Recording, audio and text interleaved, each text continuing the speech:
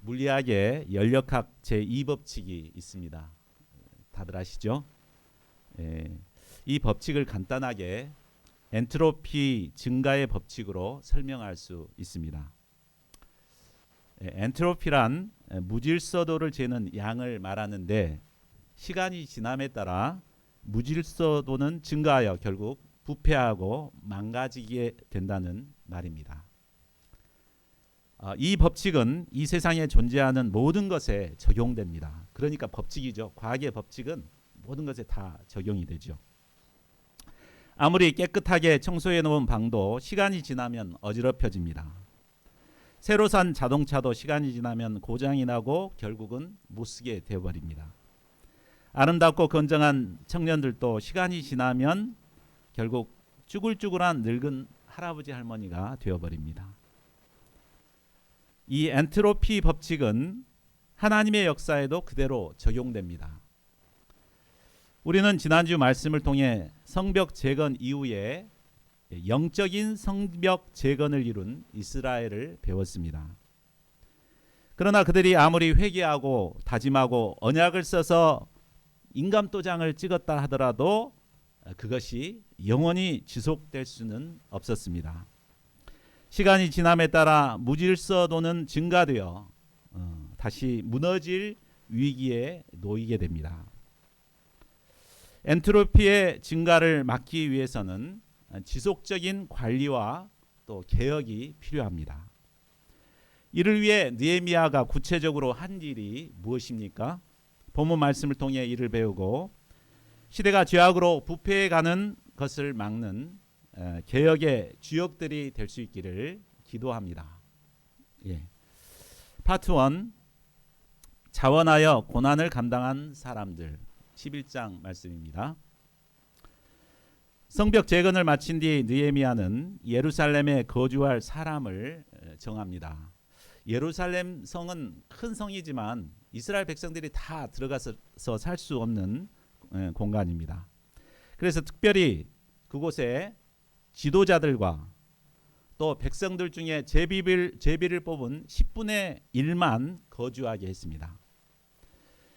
또한 성전을 섬기는 제사장들, 레위 사람들, 그리고 성전에서 허드렛 일을 하는 느디님 사람, 솔로몬의 신하들의 자손들만 예루살렘에 이제 거주하게 됩니다.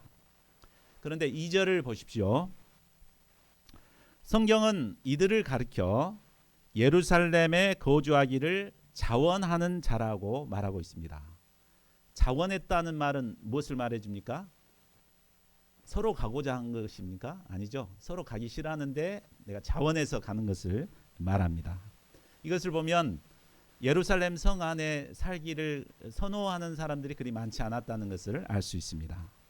왜 그랬을까요? 그것은 예루살렘에 살게 되면 감당해야 할 고난이 많기 때문입니다. 물론 예루살렘에 살게 되면 좋은 점도 많습니다. 많은 사람들이 모여 살게 되면 시장이 형성되고 발전하게 됩니다. 마트가 옆에 가면 있고 병원도 있고 그렇습니다. 또 자녀들 교육하기도 좋고 문화생활을 누리며 살아갈 수 있습니다. 그러나 반면에 예루살렘에 살기 때문에 감당해야 할 고난과 수고가 있습니다.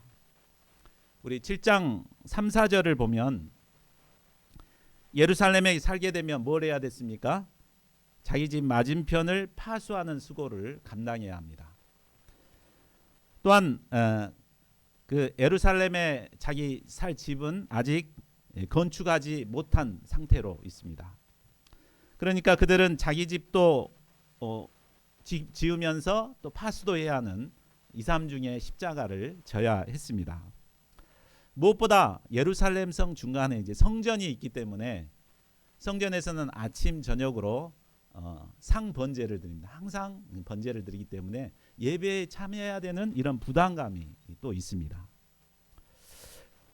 때문에 대부분의 사람들은 이런 부담에서 벗어나기 위해 그냥 멀리 떨어져서 자기 기업의 땅에 머무르고자 했습니다. 그러나 예루살렘 성에 거주하고자 했던 자들은 모두가 이런 고난을 기쁨으로 감당하고자 스스로 자원하여 결단한 것입니다. 하나님께서는 이런 그들을 기뻐하십니다. 이스라엘 백성들은 이 모든 자를 위하여 복을 빌어 주었습니다. 스스로 고난을 감당하여 예루살렘 성에 거주하고자 한 이들은 복받을 자들입니다. 때문에 느헤미야는 이 4절부터 36절까지 그들의 이름을 기록해 놓습니다. 자, 오늘날은 고난받는 것을 극히 싫어하는 시대입니다. 특히 젊은이들 사이에 그렇습니다. 뭔가 힘들면 직장도 다 때려쳐 버립니다. 도대체 공무원을 왜 그만둔가 이렇게 보면 공무원도 갔다가 부담을 안 가버립니다. 그만큼 이제 고난받기 싫어합니다. 목회 데이터 연구소의 설문조사를 보면 그 젊은이들이 교회를 떠나는 가장 큰 이유가 뭐죠? 뭐였습니까? 44%가 얽매이기 싫어서, 부담스러우니까 교회를 안 다닌다고 그럽니다. 자, 이렇게 부담스럽지 것이 막 피하고 이렇게 하는 사람들이 이렇게 많아지면 어떻게 되겠습니까? 결국은 엔트로피가 증가되어서 결국 교회는 급속도로 쇠퇴하게 될 것입니다. 그러나 이런 시대에도 소수이지만 스스로 고난받기를 자원하는 자들이 있습니다.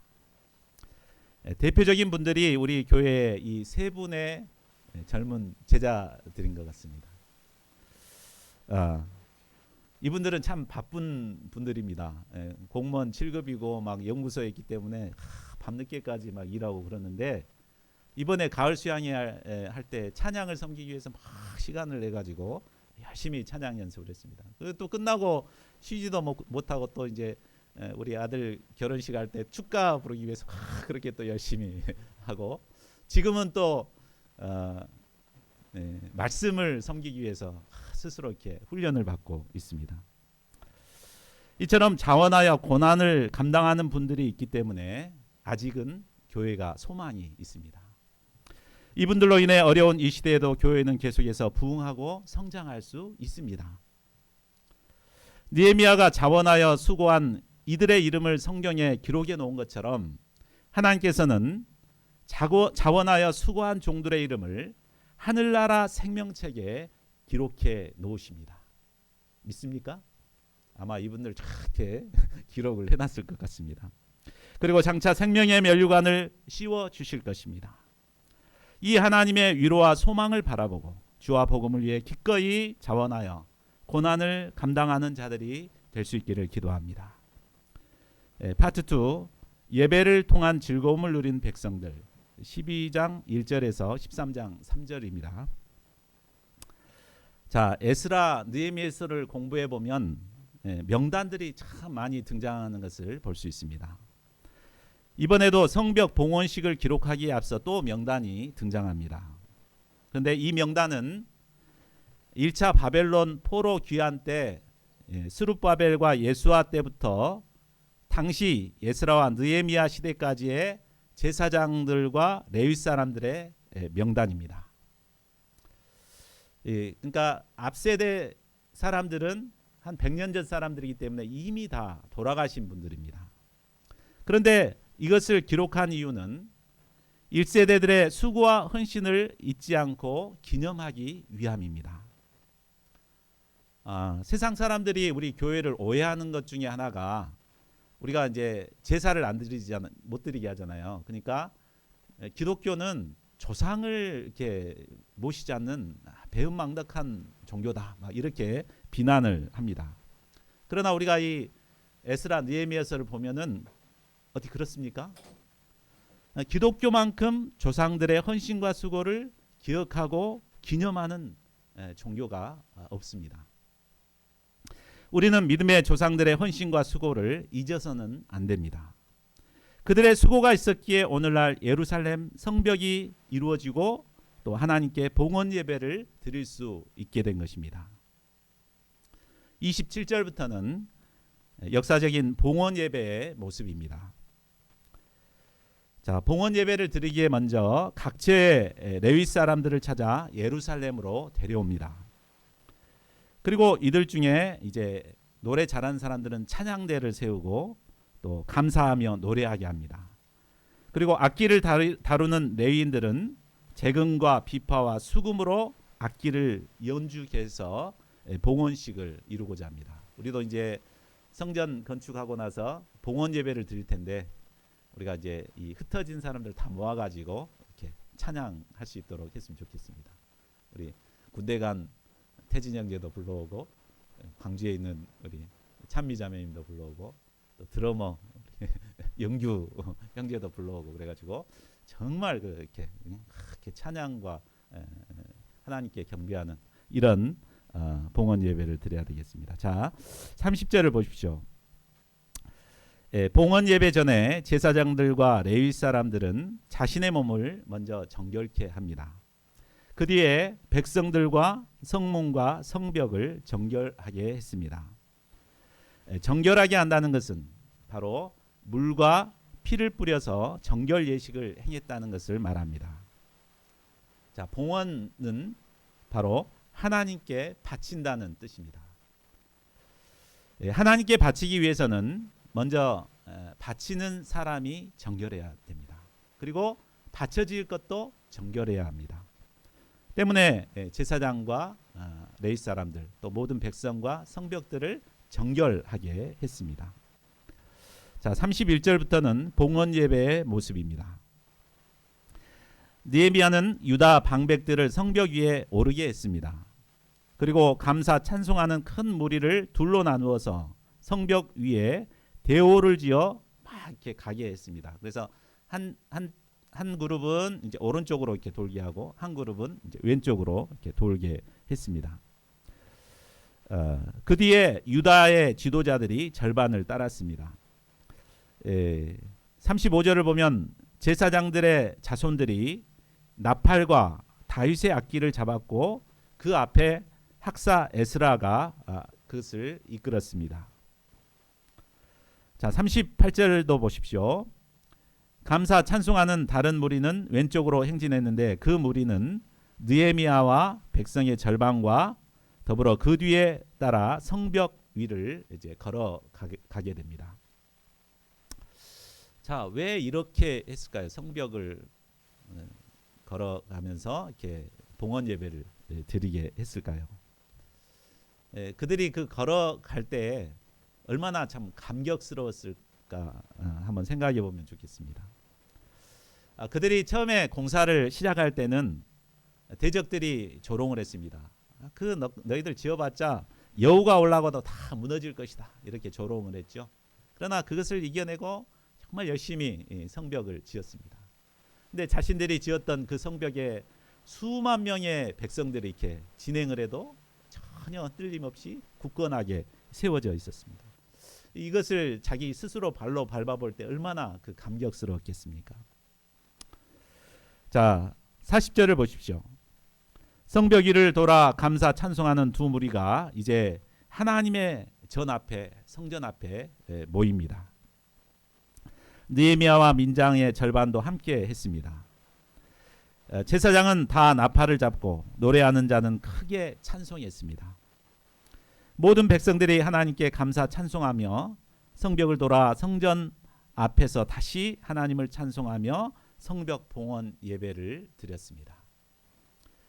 자, 43절을 보면 성벽 봉헌 예배를 드린 백성들에게 어떤 은혜가 임했는가를 말해줍니다. 우리 43절을 다 같이 읽어보겠습니다.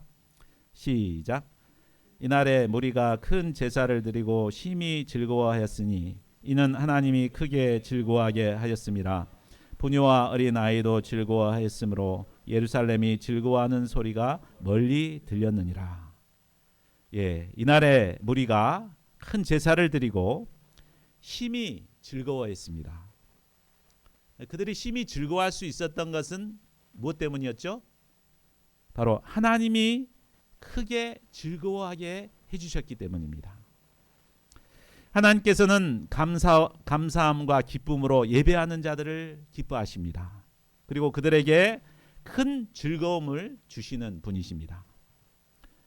우리가 이처럼 매주 감사함과 기쁨으로 하나님께 나와 예배할 때 하나님께서는 우리에게 이런 큰 기쁨을 주십니다. 일주일 동안 피곤하고 지치고 서름도 받고 막 힘들었는데 예배를 통해서 하나님이 주신 큰 기쁨을 덧입을 때 일주일의 모든 피로가 샥 풀리고 새 힘을 덧입게 됩니다. 하나님이 주신 기쁨으로 부녀와 어린아이도 즐거워하였고 예루살렘이 즐거워하는 소리가 멀리까지 들렸습니다. 자, 봉헌 예배에 말씀이 빠질 수 없습니다. 13장 1절을 보십시오. 그날에 모세의 책을 낭독하여 백성들에게 들려주었는데 그 책에 암몬 사람과 모압 사람은 영영이 하나님의 회에 들어오지 못할 것이라는 내용이었습니다. 아마 민수기 말씀을 낭독했던 것 같습니다. 암몬은 이스라엘이 출애굽하여 에돔 땅을 지날 때 양식과 물을 주지 않았습니다.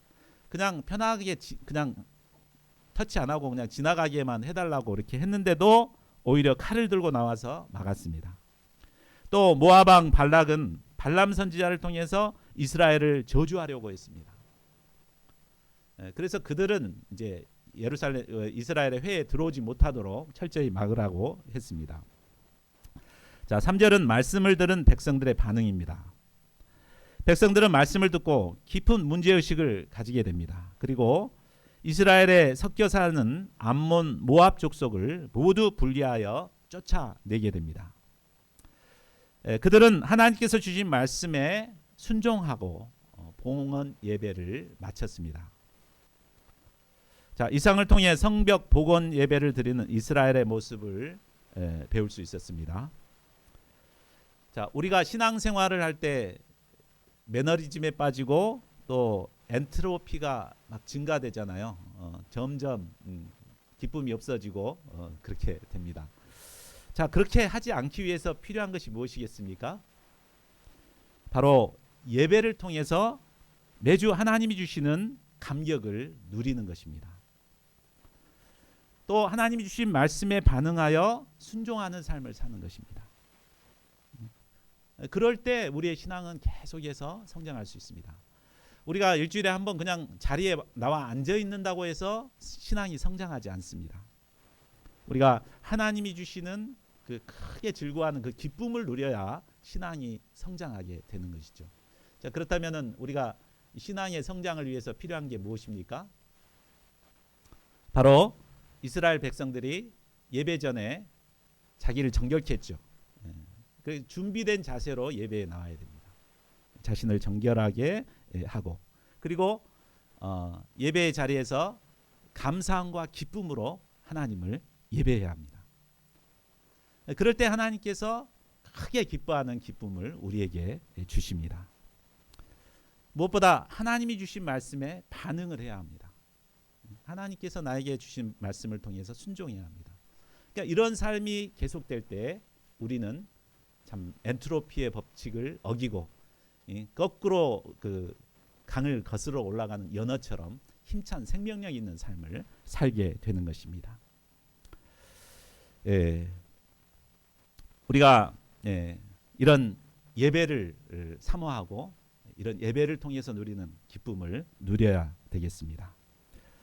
자, 파트 3 죄에 넘어진 자들을 돌이킨 느헤미야 13장 4절에서 31절입니다. 성벽 복원 예배를 끝으로 느헤미야서가 이제 끝이 나야 할 것 같습니다. 그런데 느헤미야서는 그 후의 일을 기록하고 있습니다. 자, 그 이후에 어떤 일이 있습니까? 자, 6절을 보십시오. 성벽 복원 예배가 끝난 뒤 이제 12년간의 총독 임기를 마친 느헤미야는 아닥사스다 왕에게 갔다가 돌아오게 됩니다.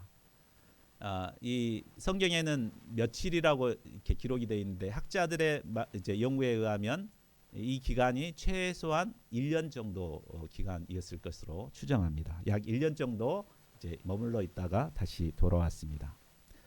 그런데 이 1년 사이에 아주 기가 막힌 일이 벌어지고 있었습니다. 자, 4절을 보십시오. 하나님의 전에 방을 관리하는 대제사장 엘리야십이 대적 도비아와 서로 가까이 지내고 있었습니다. 도비아가 어떤 사람입니까? 성벽 건축을 방해하는 그 사탄과 같은 자잖아요. 그런데 이 도비아가 참 로비의 귀재인 것 같습니다. 그는 느헤미야 6장 10절에서 12절을 보면 그 제사장이요 선지자였던 스마야를 뇌물로 포섭하는 데 성공합니다. 그런데 그 능력을 발휘해서 이제 대제사장 엘리야십까지 포섭해서 자기 사람으로 만들어 버렸습니다. 엘리야십은 도비아를 위한 큰 방을 만들어서 내주었습니다. 그런데 그 방은 원래 소재물과 유향과 그릇을 보관하는 방, 그리고 성전을 섬기는 제사장 레위 사람들, 또 노래하는 자들, 문지기들의 생활비를 보관하는 창고였습니다. 그러니까 최소한 방 2개 이상을 터가지고 큰 방을 만들어서 리모델링해서 도비아에게 준 것입니다. 참 대제사장으로서는 해서는 안 되는 일을 저지르게 된 것입니다. 대제사장 엘리야십은 느헤미야가 없는 1년 만에 엔트로피가 막 솟구쳐가지고 쓸모없게 되어버렸습니다. 이를 한 느헤미야가 어떻게 합니까? 8절 9절을 보십시오. 느헤미야는 심히 근심했습니다. 왜 근심했을까요? 아마 평신도인 자신이 이스라엘의 최고 영적 지도자인 그를 어떻게 할 수 없기 때문에 이거 어떻게 해야 되지? 막 굉장히 갈등하고 고민했던 것 같습니다. 고민 끝에 느헤미야는 모든 사람들이 보는 앞에서 도비아의 세간을 그 방 밖으로 내어 던집니다. 그리고 명령하여 그 방을 정결하게 하고 하나님의 전에 기명과 소재물과 유향을 다시 그리로 들여놓게 했습니다. 느헤미야의 이 모습은 강도의 소굴이 되어버린 성전을 깨끗게 하시는 예수님의 모습이 떠오르게 합니다.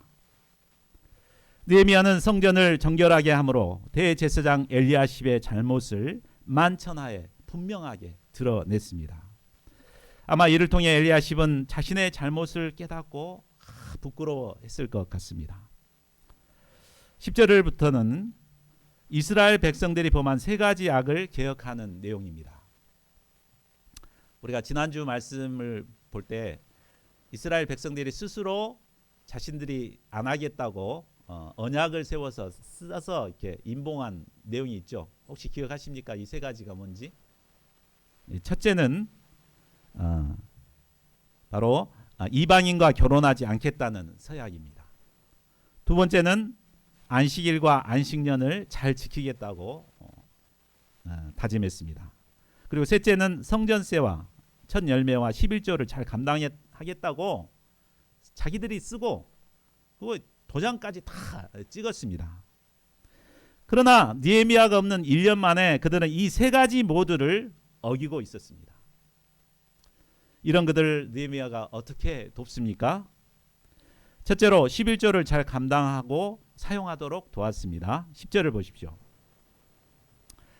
느헤미야가 보니 레위 사람들이 받을 몫을 주지 않으므로 직무를 행하던 사람들과 노래하는 자들이 각각 자기 밭으로 도망했다는 것을 알게 됩니다. 이로 인해 성전은 텅텅 비어버렸고 찬양의 소리도 들리지 않았습니다. 자, 11조에 우리가 이제 11조를 드리는 그 11조가 어디에 사용되는 돈이죠? 레위 사람들, 나를 대신해서 풀타임으로 섬기는 이런 사람들을 섬기기 위해서 이렇게 드리는 것입니다. 하나님께서는 11조를 내라고 명령하셨습니다. 만약에 풀타임으로 섬기는 사람들이 없으면 어떻게 되겠어요? 교회 문 닫아야 되죠. 근데 그들이 있기 때문에 교회가 이제 유지될 수 있잖아요. 근데 그 사람들 그냥 공기만 마시고 살 수 있습니까? 먹고 살아야 되니까 그들의 삶을 위해서 이렇게 드려야 하는 것입니다. 느헤미야가 총독으로 있을 때는 사람들이 이렇게 11조를 잘 냈습니다. 그런데 좀 생활이 어려워지니까 또 느헤미야가 없다 보니까 11조를 내지 않기 시작했습니다. 이로 인해 살기가 어려워진 레위인과 노래하는 자들은 먹고 살기 위해서 각각 자기 지방으로 돌아가 농산일을 시작했습니다. 자, 11절을 보십시오. 느헤미야는 모든 백성의 지도자들을 꾸짖었습니다. 하나님의 전이 어찌하여 버림받았느냐. 그들이 헌금을 하지 않는 것은 레위인을 버린 것이요, 또 레위인을 버린 것은 곧 하나님의 전을 버린 것이었습니다. 느헤미야는 백성들에게 11조 헌금을 하도록 독려하고 또 도망간 레위 사람들을 불러다가 다시 제자리에 세웠습니다. 그리고 온 유다가 곡식과 새 포도주와 기름의 11조를 드리도록 하고 그것을 모아 곳간에 드렸습니다. 그리고 충직한 종도를 세워 그것을 잘 분배하도록 도왔습니다. 그러자 성전은 다시 활기를 찾게 되었습니다. 찬양이 들려나오고 하나님을 섬기게 되었습니다. 자, 둘째로 안식일을 잘 지키도록 도왔습니다. 15절을 보십시오.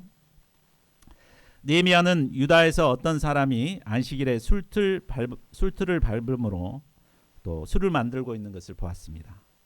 또 안식일에 곡식단을 나귀에 실어 운반하며 여러 짐을 지고 성에 들어와서 음식물을 파는 것도 보았습니다. 이에 느헤미야는 즉시 유다 백성들에게 일하지 말고 사 먹지 말라고 경고합니다. 자, 16절을 보십시오. 그런데 다음 안식일에 보니 또 두롯 사람이 예루살렘에 살면서 물고기와 각양 물건을 가져다가 버젓이 유다 자손에게 팔고 있었습니다. 자, 파는 사람이 잘못입니까? 사는 사람이 잘못입니까? 사니까 파는 거죠. 그래서 느헤미야는 이제 유다의 모든 귀인을 꾸짖습니다. 너희가 어찌 이 악을 행하여 안식일을 범하느냐? 그리고 과거 조상들이 재앙을 받은 것도 안식일을 지키지 않았기 때문임을 가르칩니다. 그리고 아예 안식일 전에는 예루살렘 성문을 닫아서 안식일에 사람이 지나지 않도록 차단시켜 버립니다. 그런데 장사꾼들은 예루살렘 성 밖에서 자면서 혹시 기회가 있을까 하고 엿보고 있었습니다. 이런 그들에게 다시 그렇게 하면은 내가 잡아가겠다 이렇게 막 으름장을 놓고 쫓아버립니다. 그대로 장사꾼들은 안식일에는 다시 오지 않게 되었고 백성들은 안식일을 거룩하게 지킬 수 있게 되었습니다.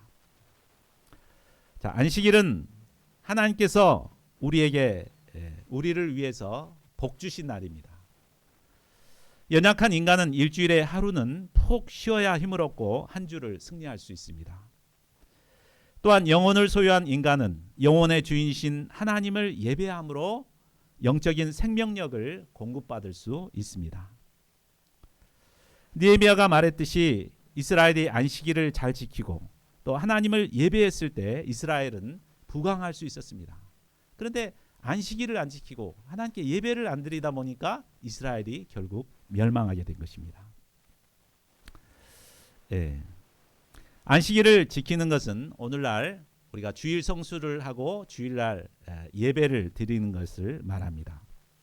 우리는 아무리 바쁘거나 시급한 일이 있더라도 주일 예배만큼은 절대적으로 지키고자 감당해야 합니다. 그리할 때 우리는 매주 세상 가운데서 하나님이 주신 은혜를 덧입고 믿음의 삶을 살아갈 수 있습니다. 셋째로 이방인과 결혼하지 않도록 도왔습니다. 23절을 보십시오. 느헤미야가 또 보니 유다 사람이 아스돗 즉 블레셋 여인과 또 암몬과 모압 여인을 취하여 아내로 삼는 것을 보았습니다.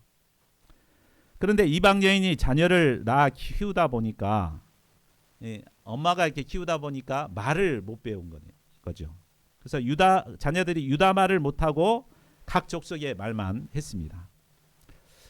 유대인들은 특히 이 조기 교육을 굉장히 강조해서 교육합니다. 그래서 어렸을 때부터 아버지를 통해서 율법을 가르치도록 이렇게 하는데 이들이 히브리 말을 모르기 때문에 전혀 신앙 교육을 받을 수가 없었습니다. 자, 25절을 보십시오. 이에 느헤미야는 그들을 책망하고 저주합니다. 그리고 그들 중 몇 사람을 본보기로 때리고 머리털을 뽑고 그들에게 말합니다. 너희 딸들을 그들의 아들들에게 주지 말고 너희 아들들이나 너희를 위하여 그들의 딸을 데려오지 아니하겠다고 하나님을 가리켜 맹세하라.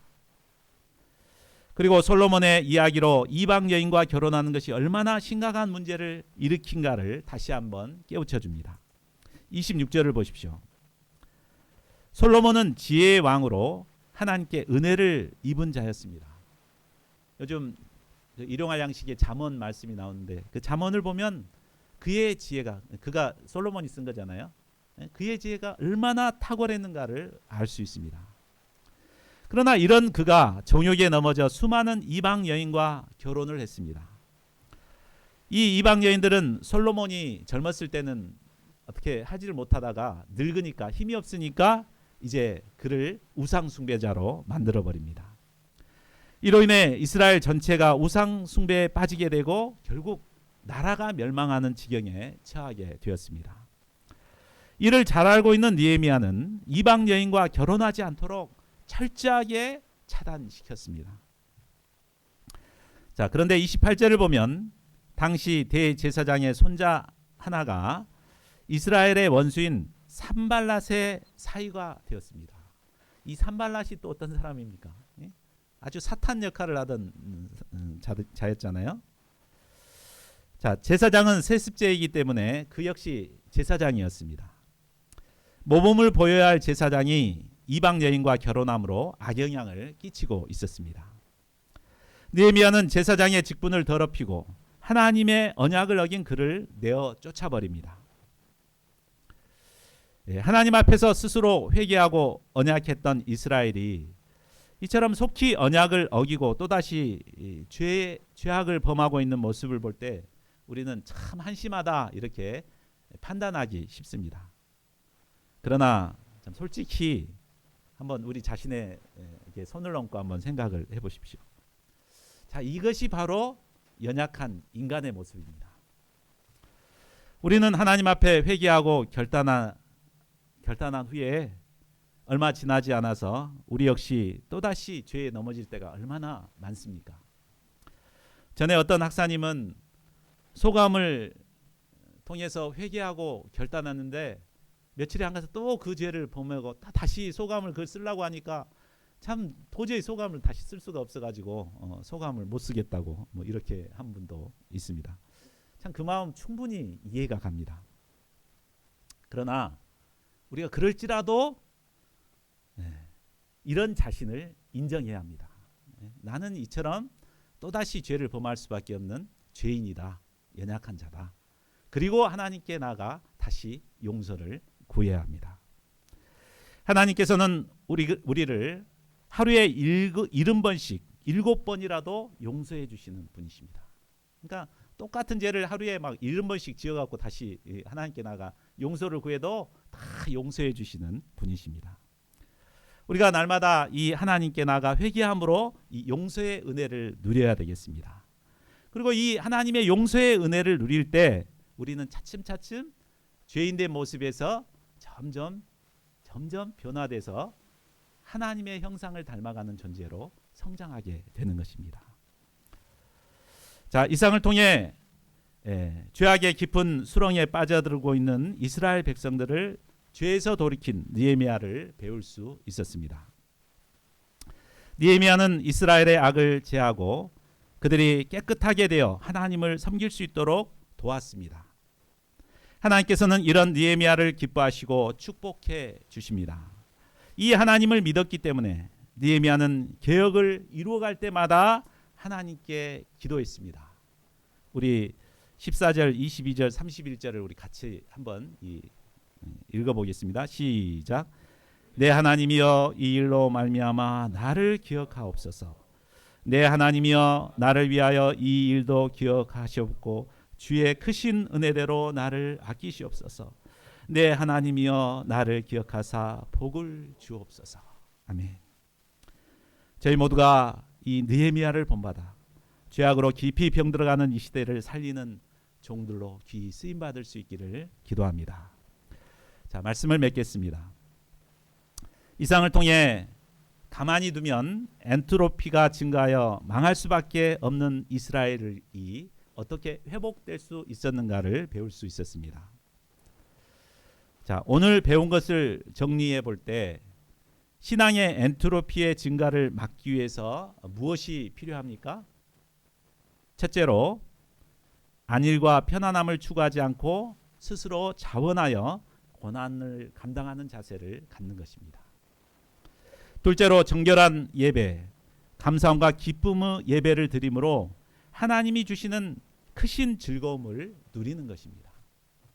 셋째로 느헤미야처럼 죄악에 빠져 있는 백성들에게 도전하여 죄에서 돌이키는 자가 되는 것입니다. 난 사람이 이런 삶을 살 때 이 세상은 죄악의 길을 멈추고 보다 밝고 소망 있는 세상으로 변화되어 갈 것입니다. 한 예화로 말씀을 맺겠습니다. 1980년 뉴욕은 연간 60만 건 이상의 중범죄 사건이 일어났습니다. 주로 어둠침침한 지하철역에서 이 중범죄가 일어났습니다. 경찰이 매일 순찰을 돌아도 범죄는 줄어들지 않았습니다. 범죄 심리학자였던 조지 L. 켈링 교수는 그 원인을 뉴욕 지하철에 도배되어 있는 낙서 때문이라고 생각했습니다. 보면 낙서들 막 있잖아요. 저렇게 막 낙서를 해놨습니다. 지저분한 낙서가 깨진 유리창의 법칙, 깨진 유리창의 법칙 아시죠?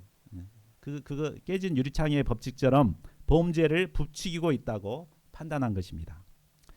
그래서 당국에 이것을 깨끗이 지우도록 제안을 했습니다. 그 제안을 받아들인 뉴욕 교통국은 1984년 그 6,000대에 달하는 이 차량의 낙서들을 다 이렇게 지우기 시작했습니다. 그것이 무려 5년간 걸렸다고 합니다. 그런데 놀라운 것은 낙서를 지우고 나니까 범죄가 줄어들더니 5년 뒤에는 절반으로 줄어들었습니다. 그리고 최종적으로는 75%까지 줄어들게 되었다고 합니다. 지저분하고 더러운 낙서를 지우는 것이 아무것도 아닌 것 같습니다.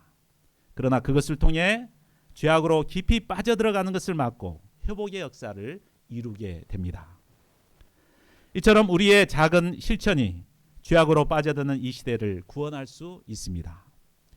난 사람이 스스로 고난을 각오하고 자원하여 희생할 때, 난 사람이 참 예배를 회복하고 하나님이 주신 크신 기쁨을 누릴 때, 난 사람이 죄를 범한 자들을 돌이킬 때 이 시대는 소망이 있습니다. 또한 하나님께서는 이런 자를 기억하시고 복 주시는 하나님이십니다. 저희 모두가 이런 삶을 살아가므로 어두운 이 시대의 빛과 소금이 될 수 있기를 간절히 기도합니다. 요절 말씀 읽고 우리 함께 기도하는 시간 갖겠습니다. 시작. 내가 이와 같이 그들에게 이방 사람을 떠나게 하여 그들을 깨끗하게 하고 또 제사장과 레위 사람의 반열을 세워 각각 자기의 일을 맡게 하고 또 정결 기한에 나무와 처음 익은 것을 드리게 하였사오니 내 하나님이여 나를 기억하사 복을 주옵소서.